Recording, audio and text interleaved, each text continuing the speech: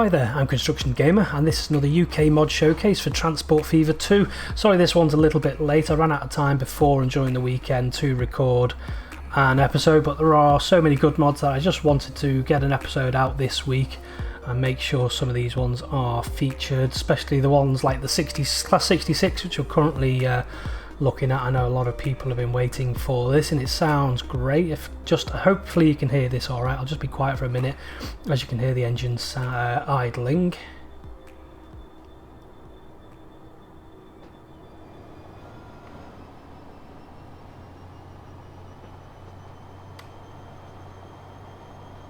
Yeah, I think the sounds on this are done particularly well, considering the Class 66 does have quite a unique sound, especially when it's idling and getting up to speed as well. It does have, I think it's a V16 two-stroke engine, so it will have quite a unique sound to it. So yeah, the sounds on that are done particularly well. I mean, for most mods that come out, if not all the sounds are done well, but I just thought particular attention paid to the Class 66 there, which we're going away from. Where are we going away from it? Let's open the UI up first. So yeah, so we've got GB Rail Freight 1 on the front leading this consist at the minute, and there's a Colas Rail 1 on the back if we just let it run past. There are a few other varieties to choose from, and there is a skin pack out as available as well, but I haven't subscribed to it yet, so I'm just featuring the ones that come in the standard Class 66 pack. So we've got the ones here, we've got Colas, got DB Rail Freight, Lafarge,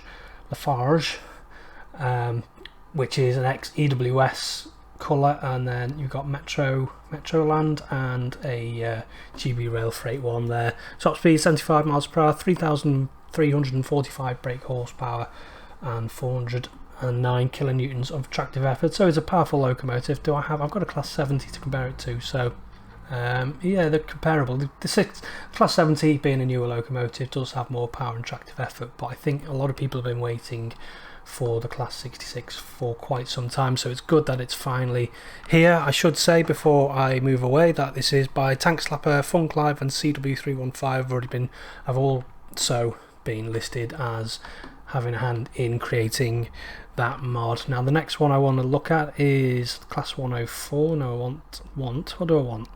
That. We've already got a skin pack for these, so the original model by CW315 and War Pyro has done as usual, which is done a pack which contains every livery that the units have ever worn. So we've got this like British Railways green, we've got a Network South Eastern and a ScotRail one, I think that is, on the back. But there are loads to choose from. I wasn't sure quite which were which, but yeah, there are lots of little subtle variants in each of the different ones. So the Class 104, yeah, you can just see here you've got loads and loads. 3 different variants of the Network South East. Got variants of the BR Blue, BR Blue Grey, the British Railways Green, this BR Mexican Bean ScotRail, and there's another Network South East there as well. Well, I think, yeah, you can safe to say there is every different variation of the vehicle is available for this now, which is good to see if you're creating an accurate line.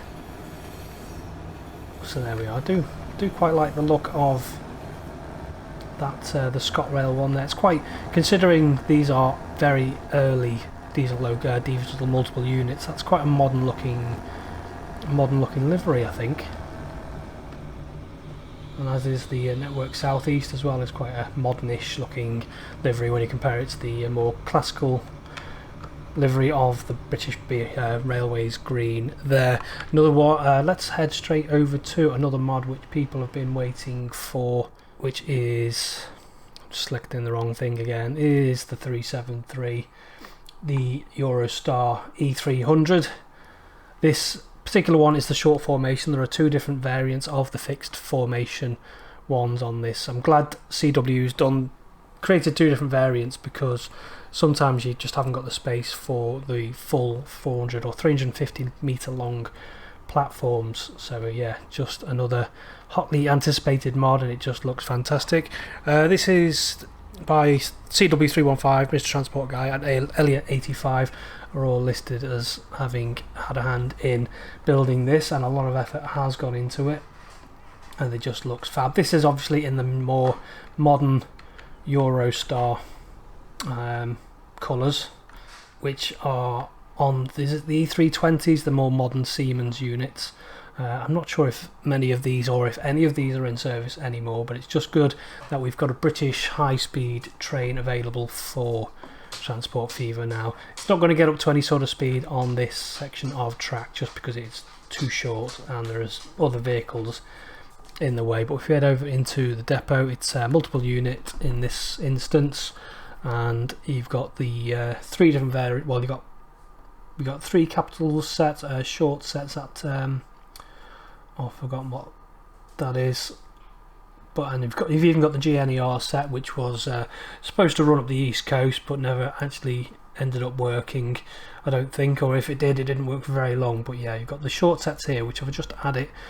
Still 259 meters long, so it's still quite long. It will just kind of, if you've only got a 240 meter long station, it will sort of poke out the back a bit. But yeah, you've got those there, and then you've got the actual main sets themselves. If we put one of those in, 341 meters long, so pretty long, I think you might say.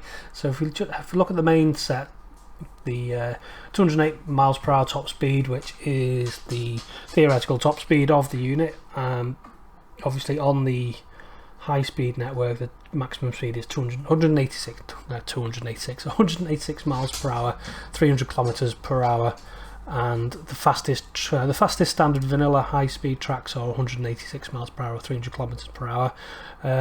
16,000 horsepower. Obviously it's going to have a lot of horsepower. 410 kilonewtons of tractive effort. So these are going to be expensive to run. The short formation has a capacity of what? Ooh, what's that one? There must be other variants. What's that? That's a full length 423 meter long set. So there's different variants on that. So yeah, got the full length 423 meters, capacity of 336. That's got 16,000 horsepower, and they all have. Is that short formation? 176 capacity on the short formation.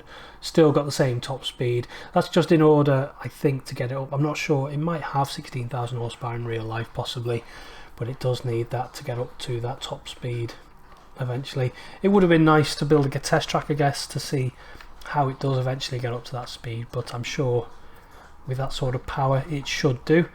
So let's take another look at that, just appreciate it for a little while, I think, just because it is, especially I do particularly like this Eurostar livery. Really does look really good.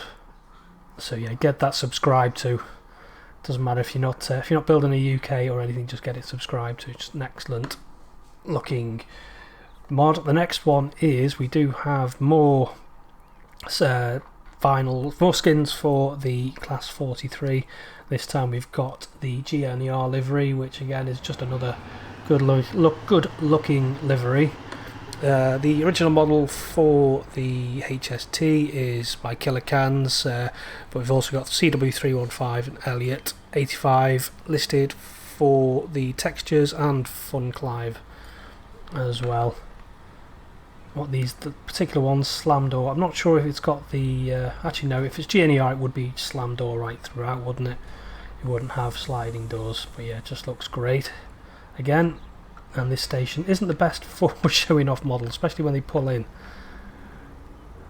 But yeah, if we go into a depot over here somewhere, you will see again diesel fixed formation with different variants, but all the same length. So these are 244 meters. So the power car, if you've got a 240 meter long station, just does poke out a little bit, but it's not an issue.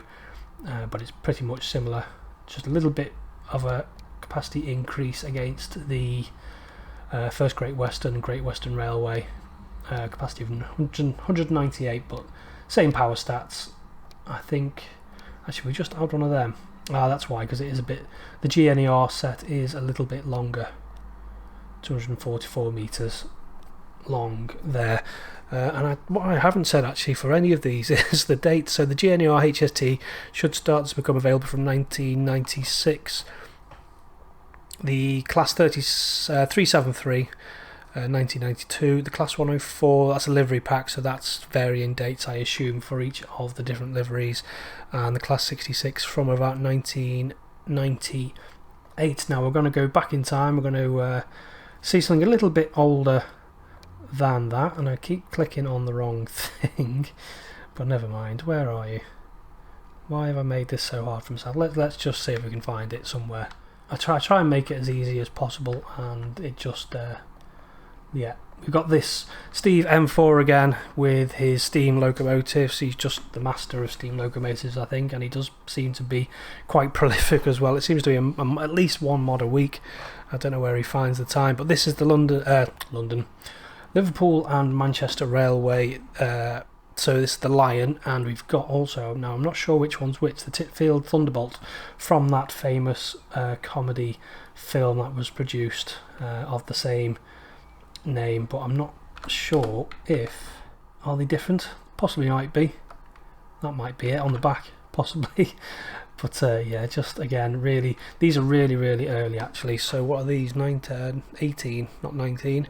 18, where is it? 1838, so really early steam locomotives. A couple of different variants of these as well, just completely day and night there, the difference between the E300 and the Lion. So let's take a look in a depot as the dog comes to say hello, does a tour of the living room. It is down here somewhere, yeah, so we've got Liverpool and Manchester Railway 042 Lion and the Thunderbolt, which look relatively similar. Top speed of 34 miles per hour, so completely different end of the scale to the E300. 147 horsepower, so not the most powerful. Now let's look at an early locomotive from the vanilla, something like that. Would that be an early 95 horsepower?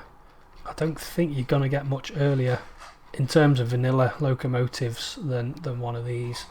So yeah, top speed 34 miles per hour, 147, 15 kilonewtons of tractive effort.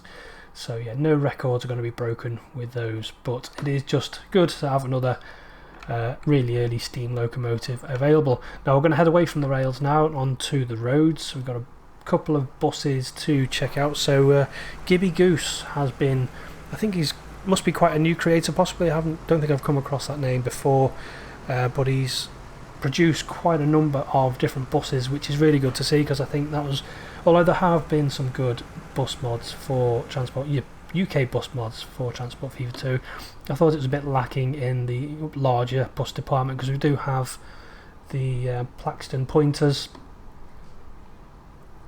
which are kind of small, but this one actually is modelled, now I'm not sure if it's based on I think this might be a brand new model, but this is a Wright bus by the looks of it, by the looks of the front grille there in the first Barbie colours. There's a few different variants of this available, but it looks really good, and it's got quite a good capacity. On this I think it's 40 passenger capacity on this, but if we head over to Downham Market, we have some other buses by the same creator as well.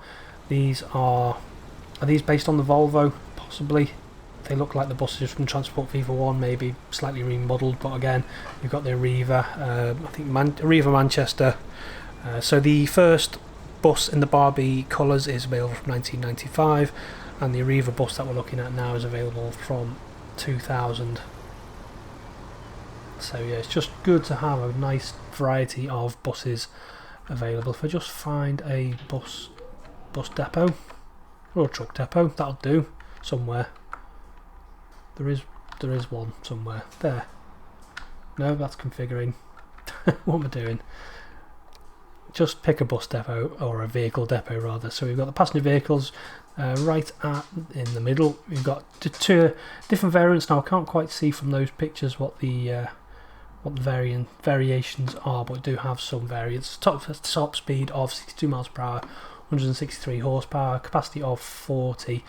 Now if we compare that to some of the other buses, a bendy bus with a capacity of 27, So it is a little bit higher. Let's have a look. The new Flyer, the MAZ 103, its capacity of 19, so it does have a little bit more of a capacity than your standard bus, but I think it balances out well within the game. I've still got the Enviro 500 Vectis buses, 45 capacity, that's a double decker bus, so I guess it's about there with the capacity. It's not completely off the scale. And then again, the Manchester Arriva bus, same sort of specs with a capacity of 40, but it's just good to have a nice good variety of double decker buses, or single decker buses is the correct term for that.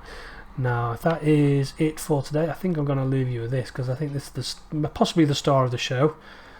Could be wrong, it might be the GNER or the 66s, but yeah, particularly do like the look of this Eurostar E300 class 373 units. I'm going to leave it there for today and say until next time, bye bye.